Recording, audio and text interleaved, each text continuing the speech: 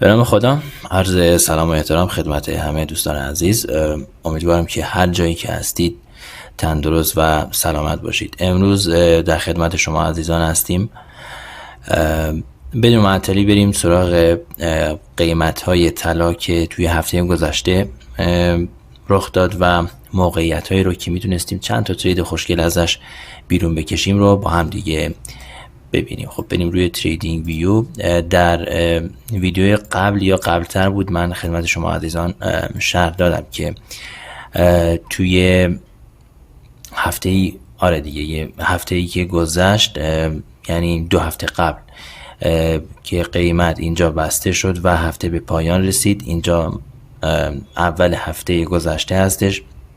قیمت این نواحی بود که من 2 تا ناحیه برای قیمت در نظر گرفتم. گفتم که اگه بخواد صعود کنه و از اینجا به روند نزولی خودش پایان بده، ما ناحیه بعدی که در نظر داریم برای زدن قیمت این سقف هستش که روند صعودی نشد. چرا؟ چون مارکت استراکچر شیفت ما رخ نداد و همینطور که میدونید با این سایه گنده اینجا قیمت باز نزولی میشه و ما در تایم فریم 4 ساعته هیچ مارکت استراکچر شیفتی نمیبینیم و برای اینکه ساختار قیمت و ساختار مارکت رو درک بکنیم باید به تایم فریم های بالاتر رجوع بکنیم که روند مارکت دستمون بیاد. ببینید بچه‌ها، روند خیلی مهمه.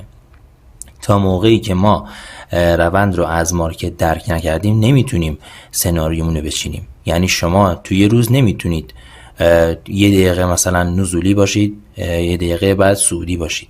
شما باید تکلیف خودتون رو مشخص کنید که برای امروز ما رنج هستیم. 3 حالت داره دیگه، یا بازار بولیشه، صعودیه، یا اینکه نزولی یا رنجه.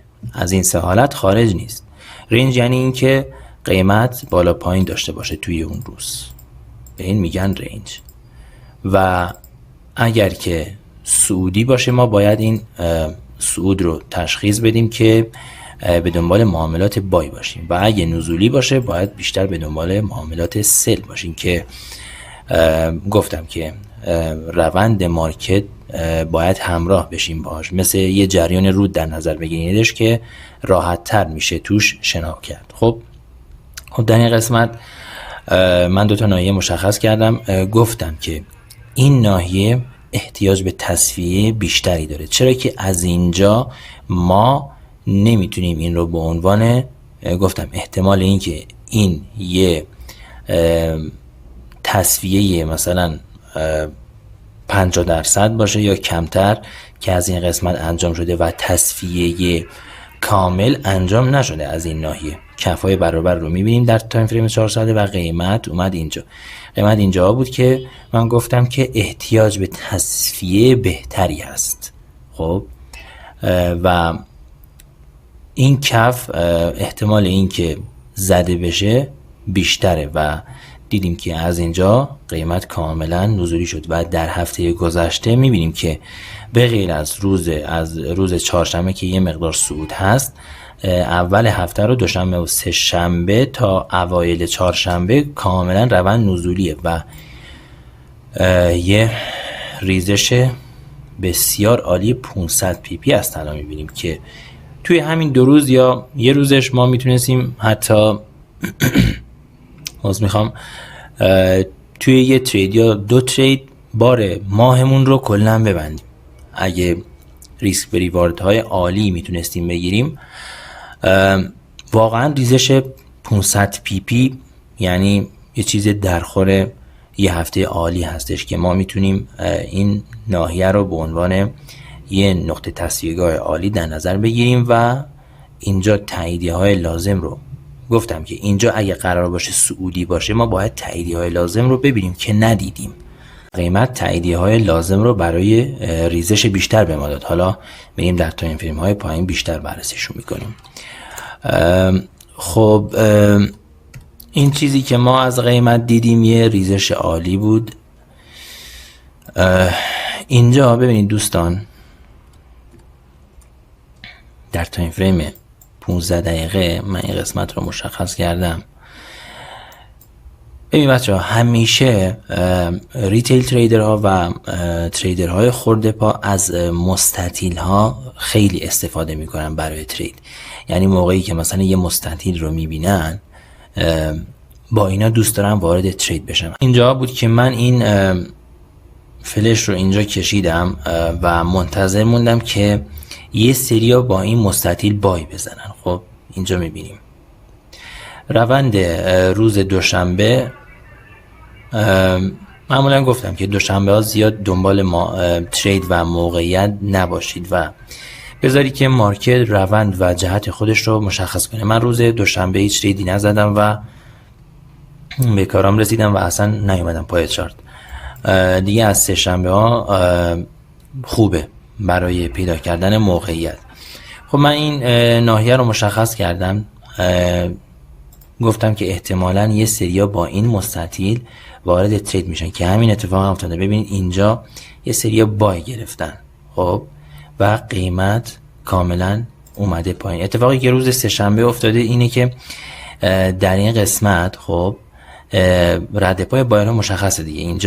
اینجا رو به عنوان یه ناحیه مقاومت در نظر گرفتم و از ساعت تقریبا نیمه شب نیویورک ساعت 12 قیمت یه ریزش میکنه، این کف رو میزنه و به سمت بالا حرکت میکنه. روند تغییر جهت قیمت رو از ساعت 3 تا 3:30 گفتم. 3 تا 3:30 برای ترید کردن و پوزیشن گرفتن خیلی عالیه. معمولا ریورس ها رو در ساعت 2 هم میبینیم. گاهی اوقات ریورس یعنی بازگشت قیمت کامل از ساعت مثلا 3:30 صبح به وقت نیویورک هستش، گاهی وقتا ساعت 3، گاهی وقتا هم ساعت 2.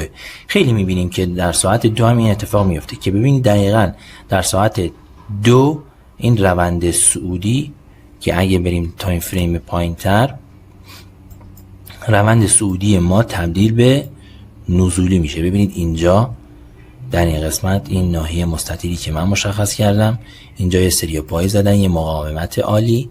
اینجا باز دوباره ببینید اینجا باز دوباره بای میزنن، منتها شکست میخورن.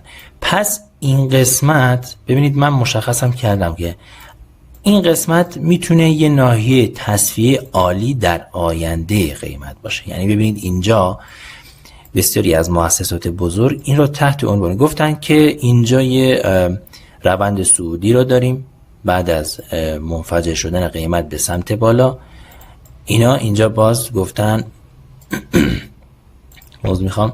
اینجا گفتن که ما بریک آف استراکچر رو داریم، یعنی روند یه صعودی شده و قیمت اگه اومد در نواحی ارزان قرار گرفت ما چیکار میکنیم؟ بای میزنیم. ببینید همین جاها هم باز رد پاش رو مشخصه. اگه فیبوناچی این سوینگ رو در نظر بگیریم، ببینید در این قسمت خب بسیاری بای زدن. ببینید با همین اردر بلاک یا همین اینا گفتن که این ناحیه ارزان ما در این نواحی بای میزنیم. ببینید این یه دونه بای، خب بای بعدی مثلا اینجاست. ببینید این اردر بلاک های 5 دقیقه ما باز اینجا میبینیم که بای زدن، خب باز دوباره بای.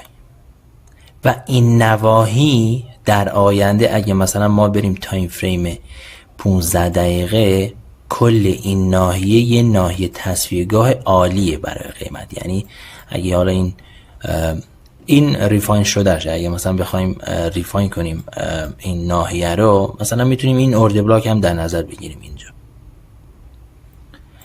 به عنوان یه ناحیه تصفیه‌گاه. گفتم که ما اول نقطه تصفیه‌گاه خودمون رو مشخص میکنیم، یعنی تشخیص میدیم که اینجا چه کسایی وارد ترید شدن، چه کسایی توی ضررن و آیا قیمت رو برمیگردونن. بعد در این نواحی میایم ریفاین خودمون رو انجام میدیم که مثلا اردر بلاک ها رو مشخص میکنیم یا فیر ولیو گپ یا هر چیزی که و هر سبکی که خودتون یاد گرفتید نقاط رو مشخص میکنیم و اینجا در آینده قیمت برای ما احتمالاً یه ناحیه مهم محسوب میشه اگه همچنان روند نزولی باشه. ببینید اینجا اتفاقی که افتاده، ما در یک روند کاملا نزولی هستیم و اگه زمانی قیمت به این ناحیه برگشت، خب ما میتونیم با همین تاییدیه لازم رو برای سل اگر که گرفتیم، بریک آف استراکچر ها، چینج آف کاراکتر ها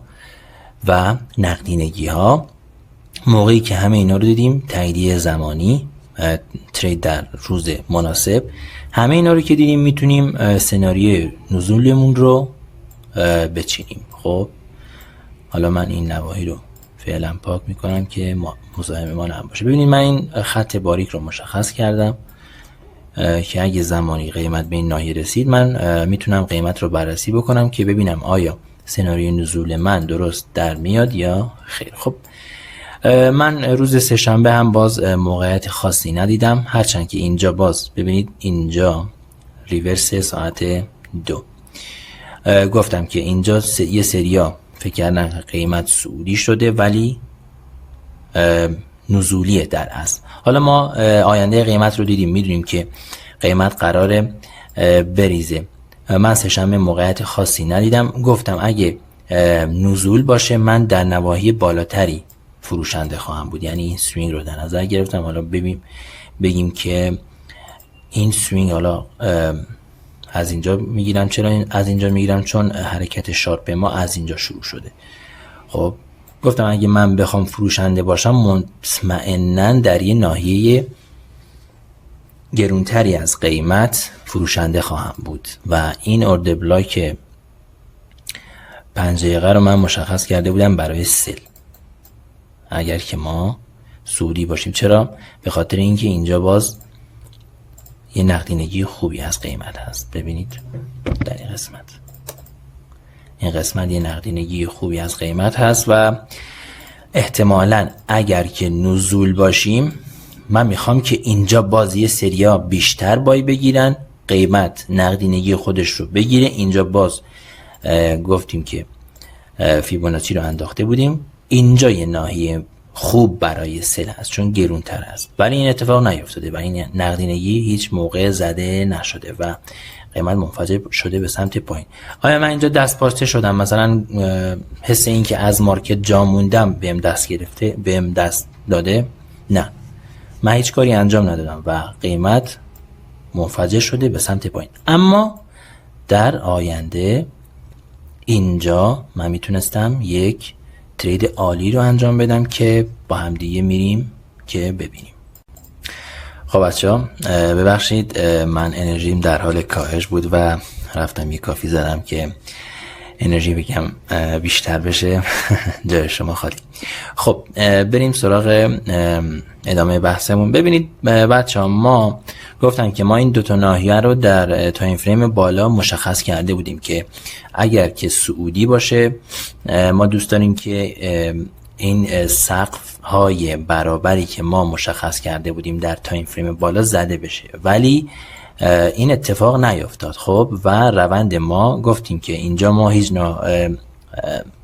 ناحیه اینترستینگی برای ترید برای سل نداشتیم. خب یعنی قیمت اینجا یک کم رفت بالا، ما انتظار داشتیم که بیشتر بیاد بالا اگر که روند ما نزولی باشه، ولی این اتفاق نیفتاد و شدیداً به سمت پایین شکسته شد. ما اینجا هول نمیشیم و کنترل خودمون رو از دست نمیدیم که مثلا با همین شکست چه میدونم این کف که خیلی ها مثلا اینجوری سل میزنن و یه استاپ کوچیک میذارن، خیلی ها استراتژی اینجوریه، مثلا میان یه استاپ زیاد میذارن. ببینید اگر که ما استاپ رو هم سی پیپ میذاشتیم یعنی با اسپرد ما اینجا استاپ میخوردیم قطعا. خب باز با روحیات هر کی یه روحیاتی داره و هر کی یه شخصیتی داره. به خاطر همین این مارکت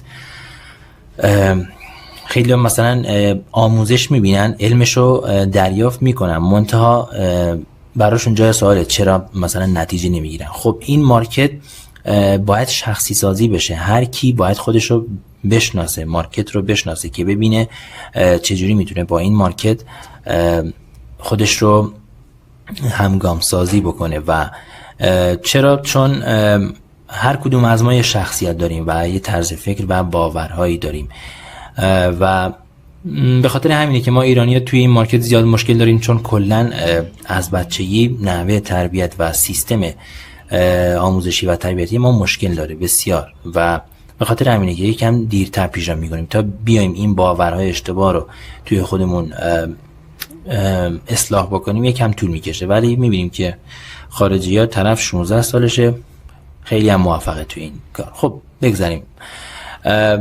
ببینید اگه مثلا ما اینجا مثلا دستپاچه میشدیم با همین کف وارد میشیم، مطمئنا اگه استاپ رو اینجا میذاشتیم، مثلا میگفتیم حالا مثلا بیایم بالای این های بذاریم، ببینید 60 پیپ میشه. خب و ریواردی که ما میخواستیم بگیریم، حالا این کف هم در نظر بگیریم، کم میشون، تقریبا 1 به 1 میشد اگر که مدیریت سرمایه رو رعایت میکردیم، که حتما هم باید این کار رو انجام بدیم و هیچ کاری انجام ندادیم و قیمت کاملا ریزشی شده به سمت پایین. ما این ناحیه رو گفتیم که در تایم فریم 4 ساعته این ناحیه رو مشخص کرده بودیم که اگر که تاییدیه برای نزول داشته باشیم، ما این کف رو به عنوان میتونیم تارگت نهایی خودمون مشخص کنیم، که اینجا در روز سه شنبه ببینید ریزش اتفاق افتاده و اومده زیر این کف و تقریبا یه تاییدیه هایی برای نزول ما تونستیم ببینیم. ببینید بچه ها، در این قسمت یه اتفاق خیلی جالبی افتاده. اینجا یه روند صعودی رو داریم. خب ببینید اینجا به وضوح مشخصه که این لگ اول فرسایش در جهت روند و لگ دوم این یه روند صعودی از قیمتی که حالا به یک مقاومت یا نقطه تصفیه‌گاهی بایرها اینجا که بای زدن، اینجا تصفیه کردن معاملات بای خودشونو و مارکت میکر چیکار میکنه؟ قیمت یه مقدار اصلاح میکنه و بایرهایی رو به سمت بالا یه کاری میکنه که مثلا اینجا یه سری بای بزنن. خب ولی این اتفاق نمیفته و مارکت ریزش میکنه و همیشه مارکت میکر سود خودش رو از استاپ مردم و استاپ ریتیل تریدرها تامین میکنه و اونایی که اینجا مثلا بای گرفتن، مارکت میکر میاد معاملات خودشون رو میبندن. اصلا نقدینگی از آدمهای طمعکار و آدمهای ترسو تامین میشه. کل این مارکت برای آدمهای طمعکار و ترسو اصلا ساخته شده. به خاطر همینه که اصلا قیمت حرکت میکنه. هر قسمتی از قیمت رو میبینید به خاطر اصلا این مارکت میگم که برای انسان طراحی شده. ببینید اصلا توی این مارکت ببینید دوستان، اگر که کسی رم پیدا نکنید که مثلا بهتون آموزش بده یا یه منتورینگ عالی نداشته باشید، خب اگر که چندین سال، حالا دیگه بستگی به هر فردی داره، بیاید رفتار شناسی بکنید از یه جفت ارزی، میاد دستتون که ببینید رفتار ما انسان هاست. اینا همش رفتار ما انسان هاست که چقدر طمعکاریم و چقدر ترسویم. کسایی که اینجا مثلا به معاملات خودشون شک کردن، اینجایی که مثلا سل گرفتن، ببینید اینجا که قیمت باز برگشته، اینجا معاملات خودشون رو مثلا بستن با یه سود کم و به استراتژی خودشون ایمان نداشتن و نه این حقیقت رو ندونستن که قیمت قراره ریزشی بشه. و خیلی هم اینجایی که مثلا طمع کردن، مثلا به عنوان مثال اینجا مثلا طمع کردن، اینجا با شکست این مثلا های اومدن بای زدن در یه سقف و یه ناحیه خیلی بالا، اومدن بای زدن، طمعکار بودن و قیمت کاملا استاپ هم نمیذارن و قیمت کاملا میاد پایین و همه حسابشون نابود میشه. یکم باز از بحث دور شدیم. خواستم بهتون بگم که هر روندی از قیمت میبینید، ببینید اینا همش رفتار ما انسان هاست و هیچ بروکری و هیچ نهادی معاملات شما رو نمیبینن. استاپ شما اصلا مشخص نیست، تارگت شما مشخص نیست. اینا فقط رفتار شناسی میکنن، میدونن که شما مثلا اینجایی که اومدی بای زدی، خب اینجا که مثلا بای زدی یا مثلا این رو به عنوان یه مقاومت در نظر گرفتی، اینجا اومدی بای گرفتی، مثلا اشتباه کردی، میدونه که شما تارگت تو اینجا میذاری. خب پس هیچ موقع نمیاد تارگت تو رو بزنه، چون روند نزولیه. مارکت میکر قراره که مارکت رو نزولی بکنه. شما استاپت رو کجا میذاری؟ اینجا. اگر که اینجا وارد معامله بشی، خب به عنوان مثال میگم مثلا اینجا جای ورود به معامله نیست. ببین اینجا اول هفته از اصلا کلا شما که اینجا بای زدی استاپت رو طبیعتا اینجا میذاری دیگه. از نظر روانی شما مارکت میکر میدونه که تو اینجا اگه وارد ترید بشی استاپت رو اینجا میذاری و تارگتت هم اینجا میذاری. تارگت شما زده میشه، هیچ موقع میاد استاپ شما رو میزنه و با استاپ شماست که نقدینگی فراهم میشه و مارکت میکر به روند خودش ادامه میده. باز یعنی ببینید اینجا باز خیلی جالبه، همین من الان دیدم اینو. ببینید اگه مثلا شما اینجا بای زدی، خب یه سری خیلی از مؤسسات دیگه هم اینجا با شما بای زدن، خب تارگتشون هم اینجا گذاشتن، شما استاپ میذاری ولی اونا هیچ موقع استاپ نمیذارن. پس قیمت رو باز دوباره به این نواحی برمیگردونن. ببین نزدیک شده ولی برنگشته. اینجا گفتیم اگر بخوایم این ناحیه رو ریفاین بکنیم، مثلا در تایم فریم 15 دقیقه هستیم، ما نرفتیم پایین. این FEG اینجا کاملا مشهوده که دقیقاً به اینجا برگشته و تصفیه کردن معاملات خودشون. ببین اینجا حرکت شارپ، همه بای میزنن با شکست این سقف بای، ولی بای نه. شما روند رو درک کردی، میدونی که اینجا باید سل بزنی چون اینجا ناحیه تصفیه‌گاه خوبیه. شاید بخوای اینجا قیمت برگرده. رسیده؟ نه. آیا من دست پاچه میشم سری وارد سل میشم؟ نه، چون به ناحیه من نرسیده. شاید اینجا که اومده پایین، مثلا اینجا یکم درجا زده، باز اینجا بیاد به ناحیه شما، به ناحیه اینترستینگ شما برخورد بکنه بعد بریزه. هیچ موقع به خودتون خیانت نکنید بچه‌ها. یه پلنی که میریزید بهش پایبند باشید. الان من بهتون توضیح میدم. اتفاقا من روز سه‌شنبه چهارشنبه بود، حالا با هم دیگه میبینیم که به اون ناحیه دلخواه من یه دوجی خوب در تایم فریم 1 دقیقه مشخص کرده بودم که نرسید بهش و دقیقاً با اختلاف 1 پیپ معامله من فعال نشد و یک به 5 عالی رو از دست دادم. ولی من ناراحت شدم؟ نه، فقط به پلن خودم وفادار موندم و مسئولیت پذیر و متعهد موندم. خب گفتیم که اینجا لگ اول و فرسایش در جهت روند و لگ دوم رو اینجا میبینیم. ببینید بچه همیشه این نواحی فرسایش ها نواحی خوبی برای قیمت. یعنی خیلیا فکر میکنن که اینجا باید بای بزنن ولی هیچ موقع این اتفاق نمیفته. ببینید و قیمت همیشه میریزه. یعنی این فرسایش ها نقدینگی خوبی برای قیمتن و ما این نواحی رو به عنوان یه ناحیه‌های مهم در نظر میگیریم که معکوس ریتیل تریدرها ما بیایم وارد معامله بشیم. خب در این قسمت خب این ناحیه مهم رو داریم. خب من اینم پاک بکنم. اینجا قیمت رو میبینیم که برگشته. چرا اینجا قیمت برگشته؟ یه دلیل داره، به این قسمت مربوط میشه.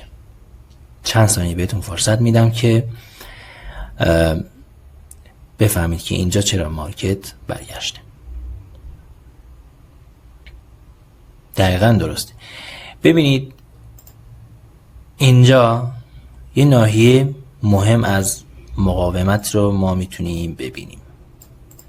خب اینجا یه سقفه، قیمت میریزه میاد بالا، سلر وارد مارکت میشه، بایر سلر، بایر سلر و اینجا باز قیمت گیر میکنه. همیشه هم یه چیزی هم بهتون بگم، موقعی که قیمت بخواد صعود کنه همیشه همین کارو میکنه. ببینید فشرده و فشرده تر میشه. فشرده همش سل میزنن، ریتیل تریدرها همش سل میزنن، فکر میکنن که قراره بریزه ولی این اتفاق نمیفته و منفجر میشه به سمت بالا.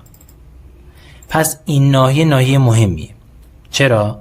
چون اینجا قیمت گیر کرده و بسیاری از مؤسسات اینجا وارد شدن و اینجا میبینیم که یه مقدار اومده زیرش و قیمت منفجر شده به سمت بالا.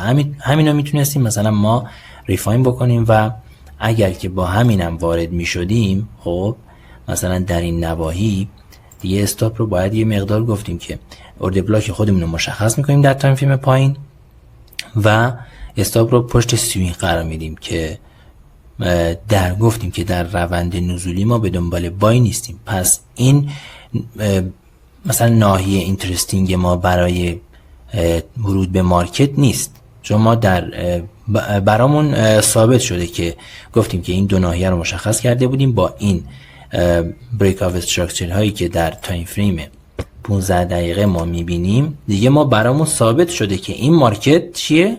نزولیه. دیگه ما اینجا نمیایم با این بزنیم.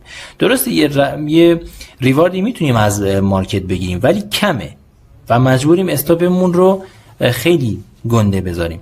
و بهتون بگم که هر موقع مخالف روند مارکت وارد ترید شدید بدونید که بیشک استاپ میخورید. میدونید چرا؟ چون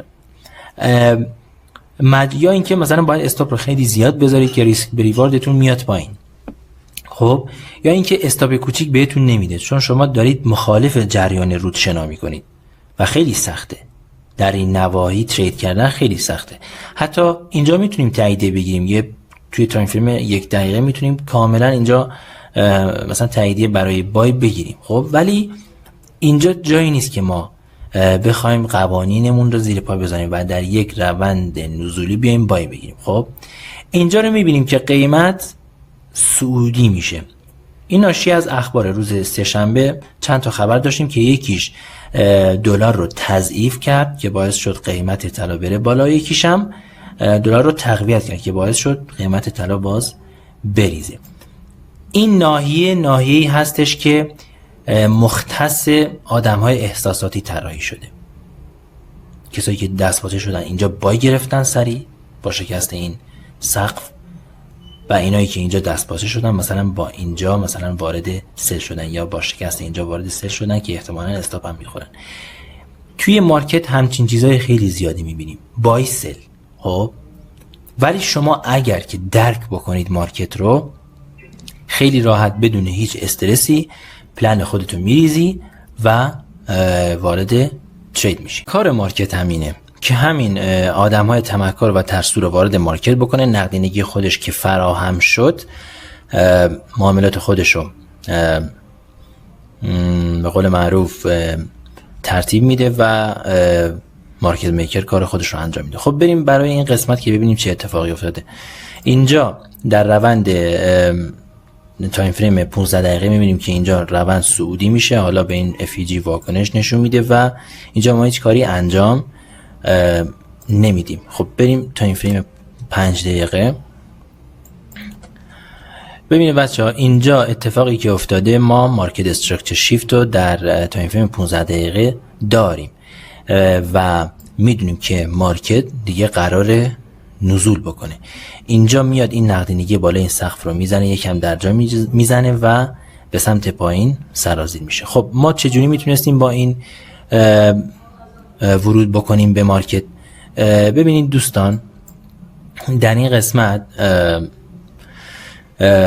روند ما نزولیه و اینجا روند شارپ قیمت طلا رو میبینیم. آیا این یه نقطه برگشت برای طلا محسوب میشه که از اینجا بخواد باز بره بالا؟ ما اینجا هیچ کاری انجام نمیدیم. ببینید تایم حتی لندن هم، تایم نیویورک هم هست، معذرت میخوام. اینجا ببینید بعد از یه روند ریزشی دقیقاً در ساعت 8:30 دقیقه به وقت نیویورک ما ریورس اینجا رو داریم. خب و قیمت اینجا منفجر میشه به سمت بالا. در این قسمت چه اتفاقی افتاده؟ ببینید اینجا ما هیچ تاییدیه‌ای برای صعود نداریم مگر اینکه قیمت بیاد در یه ناحیه ارزان قرار بگیره و به سمت بالا ما بخوایم یه ترید انجام بدیم. خب اینجا درسته مارکت بریک آف استراکچر ما در تایم فریم 5 دقیقه رخ داده، اما این کافی نیست برای اینکه بخوایم بگیم که طلا که در یک روند نزولی بوده این بریک آف ببین اگه قرار به این باشه که مثلا در تایم فریم های پایین تر ما بریک آف استراکچر ببینیم، خب این که نمیشه. گفتم که هیچ موقع یک قطعه از پازل نمیتونه به ما کمک بکنه. اینجا ما بریک آف استراکچر 5 دقیقه داریم، ولی آیا حتی روندم صعودی بوده، حالا یه صعود خیلی کم. ببینید این قسمت رو نمیگم، صعود اینجا عالی بوده، ولی این قسمت یه صعود کم بوده، اینجا بریک آف استراکچر رخ داده. خب پس چرا نزولی شده؟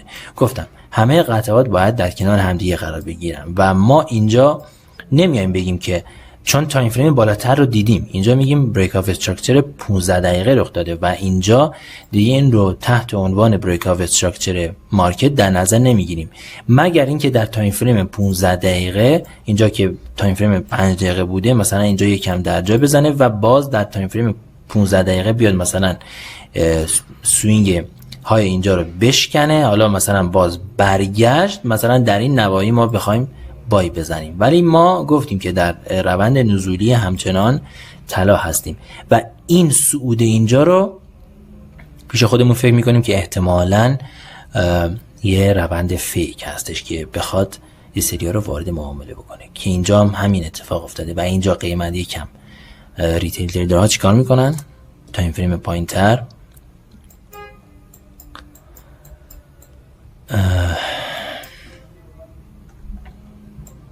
کدوم قسمت؟ ببینید اینجا بود. خب در این قسمت ناحیه تصفیه‌گاه ما عمل کرده و قیمت به سمت بالا منفجر شده. خب ریتیل تریدرها و تریدرهای تازه کار و مؤسسات چیکار میکنن؟ این سوینگ رو در نظر میگیرن، مثلا نواحی ارزان خودشون رو مشخص میکنن. اینجا هیچ اورد بلاکی نداریم، اولین FEG که ما ببینیم همینه، فیر ولیو گپ، و اینجا خیلی ها ببینید دقیقا با همین FEG وارد ترید شدن، بای، باز دوباره بای.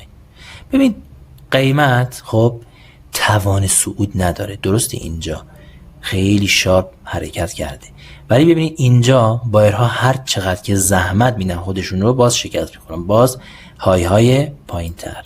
ببینید در این قسمت، حالا من اینو پاک بکنم، در این قسمت ما های های پایین تر داریم. ببینید اینجا که اگر FEG ما باشه ما اینا رو میبینیم، یه های پایین تر، یه های پایین تر، باز یه های پایین تر. خب اینا نشون دهنده چیه؟ نشون دهنده ضعف بایرها هستش و ما این رو به عنوان یه ضعف میبینیم که اینجا میگیم بای زدم و شکست خوردن. خب در این قسمت ساعت 11 صبح بود که 11 صبح به وقت نیویورک بود که یه خبر دیگه برای دلار بود که باعث شد دلار تقویت بشه و طلا به سمت پایین در جهت اصلی خودش بشکنه. ما اینجا هیچ کاری انجام ندادیم، گفتم که اینجا ما بریک آف استراکچر ما رخ نداده که بیایم اینجا بای بگیریم. خب ولی اینجا خیلی ها بای زدن و شکست خوردن، پس این رو میتونیم تحت عنوان یه ناحیه خوب برای سل زدن بگیریم، چرا که اینجا موقعی که میاد پایین شکست میخورن. خب اینجا میاد پایین خب و شکست میخورن. ببینید تا اینجا اومده بالا باز، خب تا این قسمت کامل اومده بالا، ولی همین رو اگه ما میخواستیم ترید انجام بدیم باید اینو ریفاین میکردیم که با همین وارد ترید بشیم. خب ولی باز ما اینجا هیچ کاری انجام نمیدیم، چرا؟ چون مشخص نیست. اینجا ما یه روند صعودی از قیمت رو میبینیم، اینجا باز یه خبر دیگه. گفتم در تایم خبرها و روزهایی که خبر خیلی زیاد هستش سعی بکنید که وارد مارکت نشین، چون مجبور نیستین و واقعا تجربه خیلی بالایی میخواد با این اخبار ترید کردن. و گفتیم که همیشه نیم ساعت قبل از ترید و نیم ساعت بعد از ترید ما هیچ تریدی انجام نمیدیم و منتظر میمونیم که مارکت آروم بشه و موقعیت‌های خوبش رو در اختیار ما قرار بده. اگه ما می‌خواستیم اینجا کارهایی انجام بدیم خیلی استاپ می‌خوردیم. ببینیم مثلا اینجا بای می‌زدیم استاپ می‌خوردیم، یا مثلا اینجا موقعی که می‌فهمیدیم این یه نقطه تصفیه‌گاه خوبه توی این قسمت مثلا برمیگشت، مثلا ما اینجا سل می‌زدیم، احتمالاً استاپمون رو دیگه از نظر روانی نمیتونستیم انقدر بالا بذاریم. مثلا استاپ رو میذاشتیم اینجا که هیچ. ببینید اینجا دقیقا مثلا میذاشتیم اینجا. خب اینجا ناحیه خوبی برای مثلا ورود به مارکت نیست، چون استاپ خوبی بهمون نمیده. ما مجبوریم استاپ رو بالای این سوینگ بذاریم که سریعا ما استاپ میخوردیم. خب در این جنب جوش مارکت هیچ موقع سعی نکنید به زور وارد مارکت بشید. موقعی که موقعیت نمیبینید داخل مارکت، خودتون رو مجاب بکنید که هیچ تریدی انجام ندید. موقعی که بازار خیلی جنب و جوش داره سعی نکنید به زور وارد مارکت بشید، چون همیشه استاپ میخورید. منتظر بمونید که مارکت آروم تر بشه و در این موقع است که بهترین موقعیت ها سراغ شما میاد. خب اینجا این روند به قول معروف جنب جوش رو از طلا میبینیم. اینجا در ساعت تقریبا لانچ تایم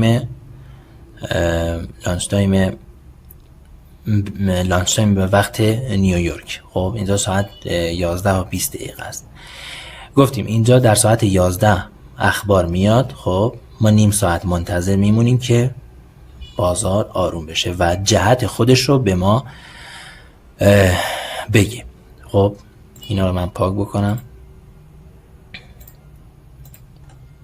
ساعت 11 اخبار منتشر میشه، دلار تقویت میشه و قیمت طلا باز در جهت نزولی خودش به سمت پایین میاد پایین. موقعی که اینجا بریک آف استراکچر ها رو میبینیم دیگه ما اطمینان حاصل میکنیم که این بریک آف استراکچر ها در جهت رونده. خب پس این درسته، این درست تره. به خاطر همین اینجا ما نمیاییم بای بزنیم. چرا؟ چون این مارکت استراکچر در جهت مارکت استراکچر اصلی ما تایم فریم بالاتر نیست. همیشه این رو یادتون باشه. موقعی که اینجا یه حرکت اینجا میبینید در خلاف جهت روند، باید منتظر بمونید که در مثلا روند مثلا 15 دقیقه یه روند بالاتر مارکت استراکچر اون تایم فریم رو هم ببینید. اینجا مارکت استراکچر در تایم فریم 5 دقیقه رخ داده، در تایم فریم 15 دقیقه رخ نداده. خب اینجا مارکت استراکچر اصلیه. ببین اصلا این خودش یه نقدینگی، کفای برابر. اگر کسی مثلا تجربه داشت، تجربه خیلی بالاتری داشت، میدونست که اینجا یه روند فیکه، این رو به عنوان یه اورد بلاک خوب در نظر میگرفت. میگفت که مثلا این سوینگ منه، من اینجا دوست دارم با این وارد ترید بشم. چرا؟ چون میدونه که اینجا نقدینگیه، کفای برابر. موقعی که تایم اخبار هست، خب میاد اینجا قبل اخبار تریدشو باز میکنه، یه استاپ کوچیک اینجا میذاره، چون میدونه اینجا که بره بالا مارکت استراکچر در تایم فریم 15 دقیقه رخ میده، بعد تارگتش رو اینجا میذاره، چون میدونه اینجا نقدینگیه. چرا نقدینگیه؟ اینجا همش بای زدن، فکر کردن روند صعودی شده. مارکت رو درک بکنید، ببینید و بدونید که چه کسایی وارد ترید اشتباه شدن و مارکت میکر قراره چه کاری انجام بده.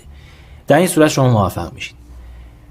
همین رو قبل تایم اخبار یه ریوارد مثلا 1/3 میتونستید اینجا بگیرید، هرچند که روند اومده پایین. من دارم به خاطر این نقدینگی و بر اساس این نقدینگی دارم این ترید رو برای شما مثلا این موقعیت، هرچند که من اینجا وارد ترید نشدم و در این جنب و جوش قیمت کاری انجام ندادم. اینجا که اومد پایین دیگه من فهمیدم که قیمت قراره باز بریزه سقف‌های پایین‌تر. خب ناحیه اینترستینگ ما هنوز انجام نشده بود. خود بعد از اخبار ساعت 11 نیم ساعت ما منتظر میمونیم که به قول معروف آبا از آسیاب بیفته و بعد ما وارد مارکت بشیم. خب اینجا باز بعد از این قسمت قیمت میاد پایین. خب ببین اینجا 11:40 قیمت میاد اینجا، یه ناحیه از نقدینگی رو اینجا ایجاد میکنه، کفای برابر. خب حالا اتفاقی که اینجا باز افتاده خیلی جالبه. در تایم فریم 1 دقیقه خیلی از مؤسسات و ریتیل تریدرها گفتن که اینا رو درک نکردن. ببینید این مارکت استراکچر ها رو درک نکردن. مارکت استراکچر ما در تایم فریم 15 دقیقه رو درک نکردن، ندونستن که اینجا ما مارکت بریش داریم نه سعودی. اونا یه قطعه از پازل رو میبینن، میگن اینجا بریک آف استراکچر ما در تایم فریم 1 دقیقه رخ داده، پس ما میایم این سوینگ رو اینجا مشخص میکنیم، موقعی که قیمت به این اوردر بلاک برسه ما بای میزنیم. ببینید اینجا بای زدن، اینجا یه ناحیه ارزان برای قیمته. خب و چیکار میکنم؟ ببین اینجا رد پای خیلی کوچیکی از یه سری از مؤسسات اینجا مشخصه که میان اینجا به قسمت ارزان برگشته و اینجا بای زدن، ولی فهمیدن که اشتباه کردن. پس این یه نقطه تصفیه‌گاه خوب میشه موقعی که اینجا میریزه قیمت. ببینید میاد اینجا بای میزنن اینا، ولی شکست میخورن. پس همین اوردر بلاک میتونه یه ناحیه تصفیه‌گاه خوب برای قیمت باشه. چرا؟ به خاطر اینکه اینایی که اینجا بای زدن بخواد قیمت دوباره برگرده. من اینجا به خاطر تاییدیه زمانی روی دمو ترید انجام دادم. خب چرا؟ اینجا ساعت 12 دیگه به تایم لانچ نیویورک داشتیم نزدیک میشدیم و زیاد تایم مناسبی برای ترید نبود، اما اینجا ناحیه اینترستینگ ما برای تریده. خب اینجا میتونستیم با همین اوردر بلاک وارد ترید بشیم و استاپ رو حالا اینجا یا مثلا بالاتر از این های بذاریم که یک مقدار زیاد میشد. اینجا مثلا سی پی به با همین میتونستیم وارد ترید بشیم و اولین تارگت ما میرفتیم توی مثلا تایم فریم بالاتر و میتونستیم هر جایی بذاریم. این ترید ببینید استاپش سی پی به، ولی ما میدونستیم که در تایم فریم 15 دقیقه قیمت قراره کجا بره. این ناحیه گفتیم که اینجا احتیاج به تصفیه بهتری داره. حالا من اگه این کف قرار بدم، این همون قسمتی بود که در تایم فریم 4 ساعته گفتیم که احتیاج به زدن بیشتر داره و فعلا تصفیه نشده. همین رو میتونستیم اینجا قرار بدیم و یه ریسک به ریوارد 1/7 میتونستیم از مارکت بکشیم بیرون که در روز چهارشنبه تارگت ما زده میشد، ولی 1/7 ترید ما 2 روز باز می بود، تقریبا یه روز و نیم، ولی یه ریوارد عالی. ببین اینجا باز دوباره قیمتی اصلاح زده، ولی آیا ما مثلا دست پاچه شدیم اینجا؟ مثلا ترید رو باید میبستیم اینجا؟ نه، ما به تریدمون متحد میبونیم و باز میاد پایین و پایین تر و اینایی که به پلن خودشون وفادار نیستن اینجا تریدهای خودشون رو تصفیه میکنیم، ولی ما منتظریم یا استاپ میخوریم یا تارگت. از این دو حالت خارج نیست، بعد تارگت ما زده میشه. این یه ناحیه عالی و خوب برای ورود به معامله شورت بود که در روند نزولی ما میتونستیم این ناحیه رو بسیار عالی از مارکت شکار بکنیم.